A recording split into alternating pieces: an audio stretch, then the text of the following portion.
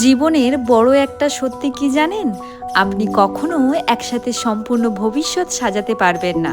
আপনার হাতে শুধু আজকের দিনটাই আছে। আমরা সারাদিন এমন সব জিনিসের পেছনে মেজাজ খারাপ করি যেগুলো আগামী 5 বছর পর কোনো মানেই রাখবে না। ছোটবেলায় যখন হোয়াইট বোর্ডে 3 কোণা ছাদের একটা ঘর আর পাশে দুটো ফুল আঁকতাম, কত অল্পতেই না মনটা শান্তিতে ভরে যেত। নিজের মনকে আজ থেকেই একটা শিক্ষা দিন, যেটা পরিবর্তন করার ক্ষমতা আপনার নেই সেটা নিয়ে দুশ্চিন্তা করা বন্ধ করুন। নিজের প্রতিদিনের ছোট ছোট কাজগুলোকে ভালোবেসে উপভোগ করতে শিখুন। দেখবেন মানসিক শান্তি পাওয়ার জন্য আলাদা করে কোথাও যেতে হবে না। ভালো থাকার জন্য অন্য কারো বা কোনো অলৌকিক সময়ের অপেক্ষা করবেন না। আপনি বাঁচবেন কিভাবে সেটা পুরোটা আপনার ওপর।